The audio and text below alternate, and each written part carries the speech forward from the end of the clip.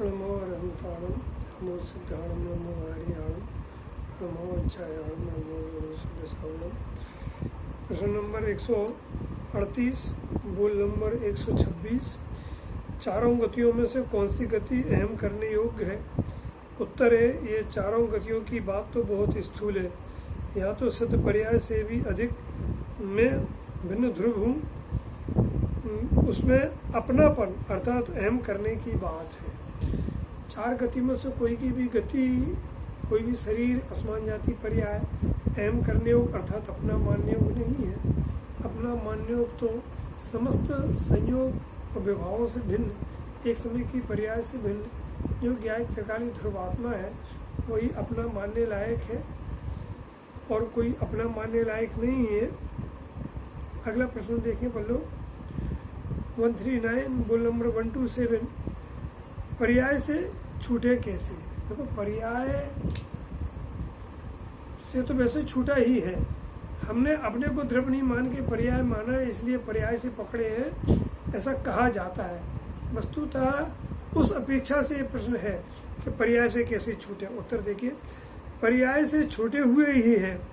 त्रिकाली तो पर्याय में आता ही नहीं, लेकिन पर्याय में एकता मान रखी है, वह एकता त्रिकाली में स्थापित करने की बात है। देखो, दो जगह एकत्व तो नहीं होता है। जैसे शीलवती स्त्री के दो पति नहीं होते हैं ना, इस तरह दो जगह एकत्व तो नहीं होता है। दो नाका वाली सुई कपड़े नहीं सिल सकती है। दो घोड़े पर सवार करने वाला सवारी नहीं कर सकता है। इसलिए यहाँ बताते हैं ज्ञानी धर्मात्मा कि हम पर्याय से तो छूटे हुए ही हैं।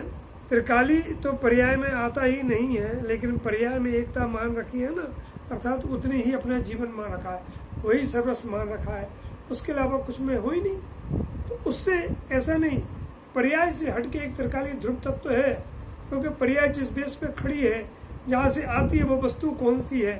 ऐसा मैं हूँ, पर्याय की एकता छोड़ोगे तो ध्रुव की एकता हो जाएगी। अस्थि से त्रिकाली में एकता स्थापित करोगे तो पर्याय की एकता छूट जाएगी। जैसे कोई भी जीव एक साथ दो गतियों को अपना स्वरूप नहीं मान सकता है।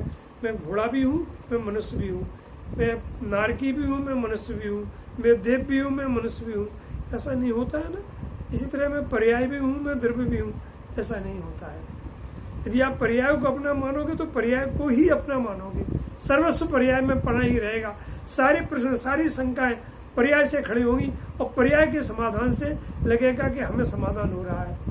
लेकिन मैं ऐसा पूर्ण तत्व हूँ, ना कोई शंका की जरूरत है, ना समाधान की जरूरत है, ना कुछ लेना है, ना कुछ देना है, ना कहीं आना है, ना कहीं जाना है। ऐसे उत्कृष्ट परम तत्व को हम समझे।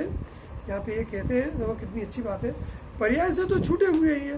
त्रिकाली तो पर्याय में आता ही नहीं है, क्योंकि वस्तु यदि पर्याय में आ जाए ना, तो पर्याय के नाश के साथ साथ वस्तु के नाश का प्रसंग आ जाए। अथवा वस्तु त्रिकाली है, पर्याय को त्रिकाली बनना पड़ेगा, ऐसा तो होता नहीं है, असंभव है। लेकिन पर्याय में एकता मान रखी है ना, वह एकता त्रिकाली में स्थापित करने की बात है और कोई बात नहीं है। इतनी बात हम समझे कि अपने में एकता स्थापित कर, अर्थात जो त्रिकाली सत्तत्व है, सत्व है, ध्रुव है, वही मैं हूँ, वही हमारा असली स्वरूप है, यही मानना है। जा वाणी के ज्ञान थे सूझे लो खालो, सो वाणी मस्तक नमो सदा थे तू।